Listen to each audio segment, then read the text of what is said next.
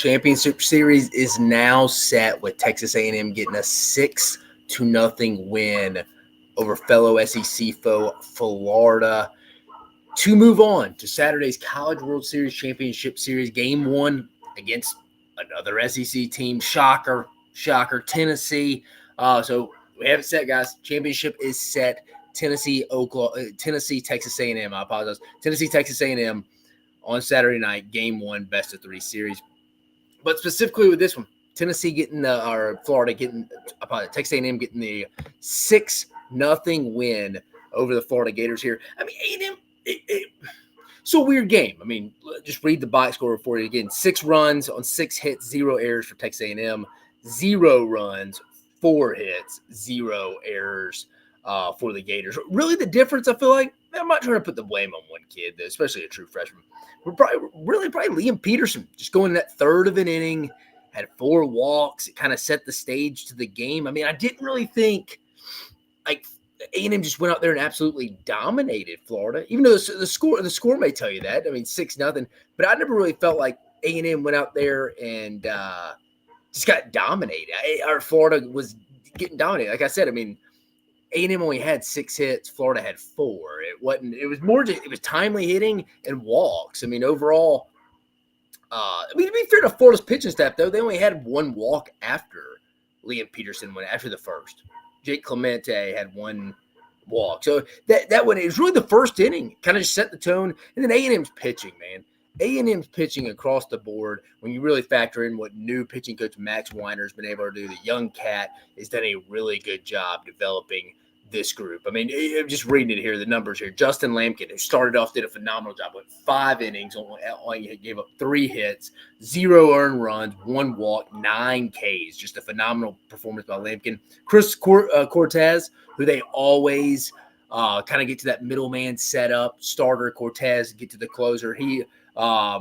Cortez looked like they were going to go to him, but then changed. Josh Stewart went 2 innings, gave up 1 hit. Had 4 strikeouts, so he was kind of on with his stuff, from a swing and miss stuff, similar to Lampkin. Then their back-end guy has been all year, Evan Ashenbach, 2 innings, 0 hits, 2 walks, which is a little strange for him, and then 1 strikeout. So really came down to real timely hitting. I mean, no one really, when you're looking at the box score, I mean, multiple hits.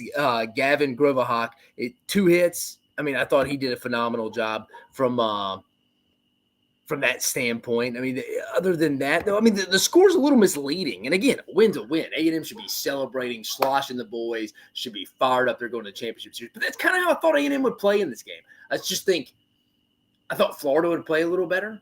Thought they'd get a better start out of Liam Peterson, who didn't even get out of the first.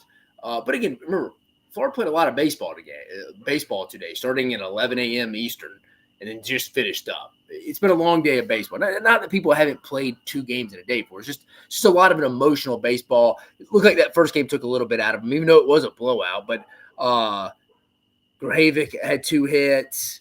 That was in Caden Kent, Jeff Kent's son, the second baseman, third baseman, had 2 big hits. He had 2 big ones. That's what I was kind of talking about. Caden Kent got big-time hits with runners in scoring position. Felt like Florida just had felt like 3 innings there. They'd have guys on first and second, whether it was walks, sometimes walks, first and second, no outs, and did nothing. I mean, they had bases loaded, 1 out, did nothing. They could never get that timely hit. And I feel like A&M did that a couple of times, specifically, like I mentioned, with Caden Kent across the board.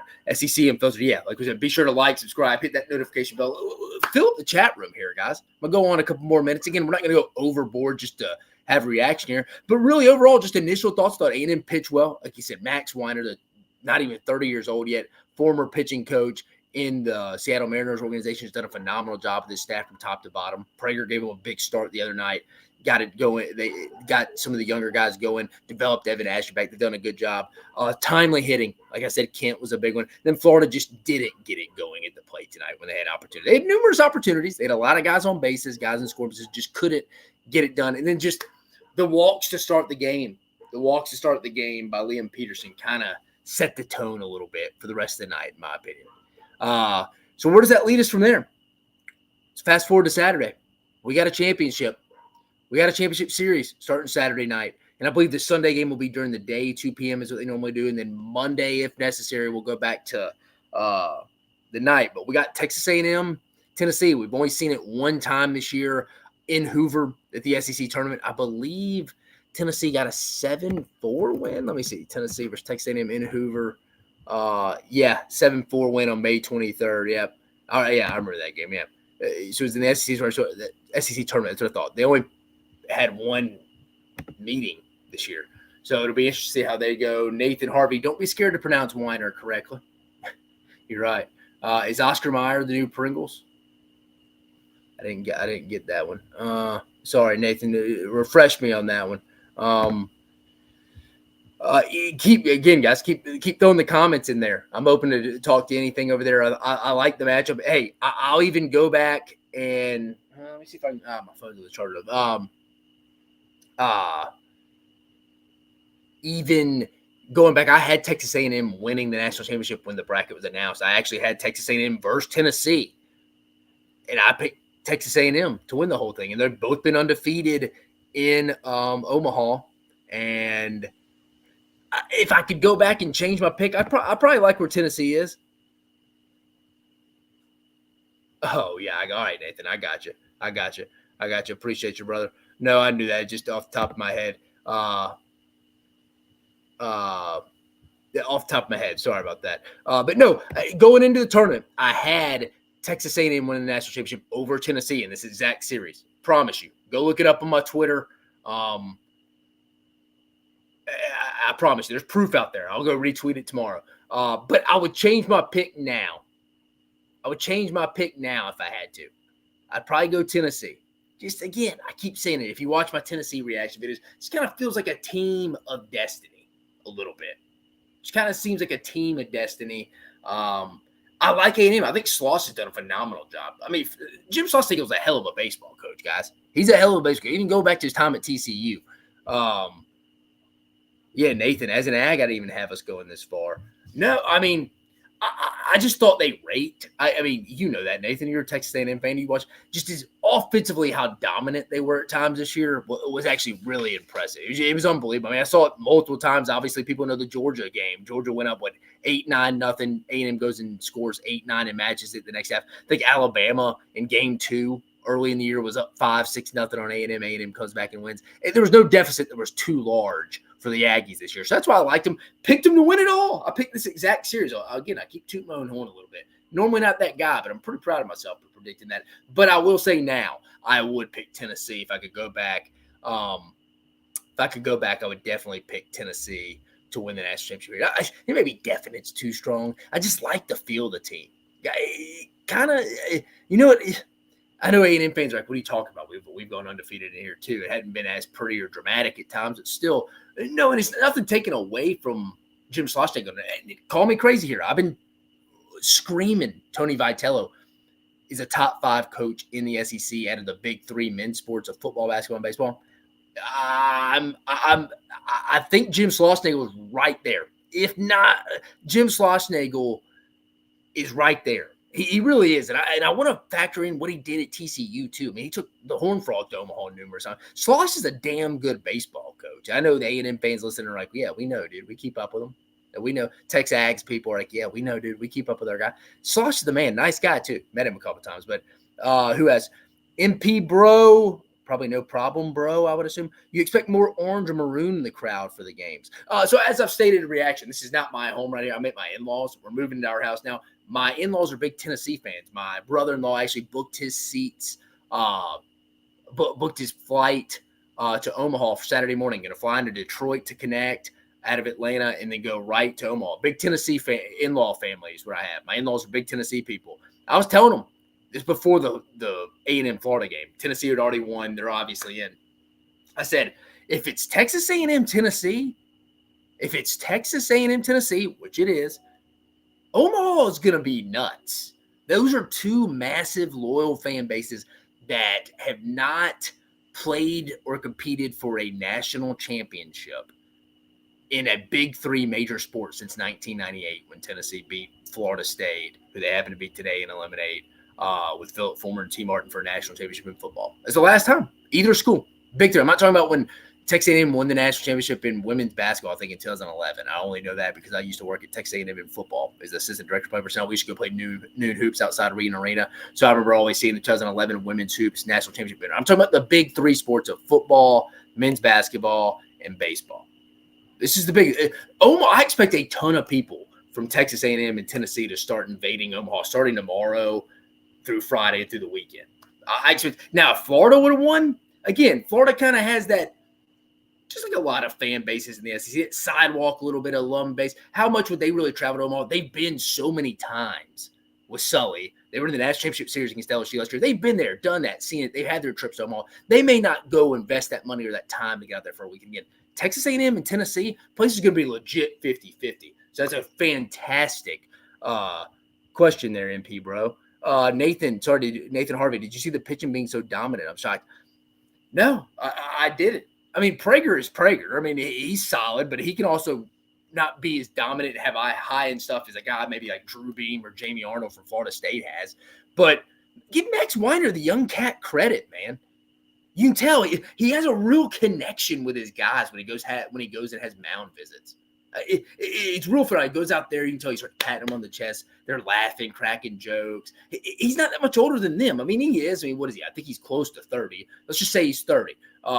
He's 6-7 years older, closer to 8, probably a little bit than some of that. In the grand scheme of things, he's within 10 years, a generation. So he's familiar with some of these guys, related to some of the pros, worked in the Mariners organization, like I said. So that demands respect immediately to some of these college-age guys. So he's done a phenomenal job. Slosh has done a phenomenal job filling that role. Just Texas A&M, top 3 baseball program in the SEC, if not the country right now.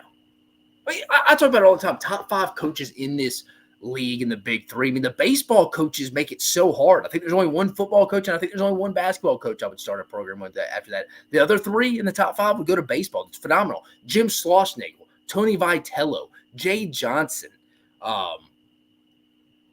Kevin O'Sullivan. It's just a loaded lineup just from top to. I love Nick Mangione from Kentucky. They do a phenomenal job. I think Coach Vaughn at Alabama is a young cat. Butch Thompson in Auburn weren't great this year. He's been to Omaha twice. Dave Van Horn, I don't tell you about him in Arkansas. I think Wes Johnson do a phenomenal job at Georgia. I mean, I can keep going. Texas is looking to hire somebody. I think Oklahoma's guys, Johnson does a good job. 5 wins with A&M for Slosh. You're not wrong. A&M friends all texting me thinking about going Saturday. That's what I'm saying, Nathan. I mean, I think a lot of A&M and Tennessee people, Omaha's going to be nuts, I think, this weekend. More so than we've been. Like last year, yeah, LSU fans would take over. But again, Florida doesn't have a massive following in baseball. Some Florida fan may be listening and call me BS on that, but that's just one man's opinion. I don't think they have some massive following. And they've been there, done that. So if it was Florida versus Tennessee, it'd be a massive – think how Ole Miss took over Omaha against Oklahoma 2 years ago. It'd have been that if it was Tennessee versus Florida. And the Tennessee fans would probably love to go make that up and see if they could get tons of revenge and winning a national championship over Florida, who has made their life a living nightmare on the gridiron in football. Christopher Tyrant, Sloss has 5 College World Series wins in Omaha. A&M 2 wins all time for him. Is he the best hire that the school's ever made? Yeah, I think there's conversation for that. Now, am I right? Ross Bjork hired him, correct, guys? Right, it was a Ross Bjork hire, right? Yeah, that wasn't a Woodward hire. That was Woodward hired Buzz Williams. That was his last thing he did. And then yeah, that was Ross Bjork who hired. Yeah, and you mentioned Nathan Harvey, Tim Corbin at Vanderbilt, all-timer in baseball. Started the Vandy program. Has been in the midst of the SEC just dominating during this span. I wouldn't put him as a top 5 coach in the SEC right now, though. I think times have passed a little bit. Corb's still a fantastic coach. Just been a little bit, again, one of the all-time great SEC coaches in the big 3 sports of football, basketball, and baseball. But, man, I'm fired up for this this championship. I should say SEC championship series, but this national championship series on Saturday. I think the atmosphere is going to be unreal. I'm jealous of you people. I got my brother-in-law. I'm giving him money to go get me a shirt. Next year, I'm going to be there in Omaha. We got credentials. With Chris Phillips, owner of the site, this past week. Him and Harrison Fant were down there. I'll be there next year.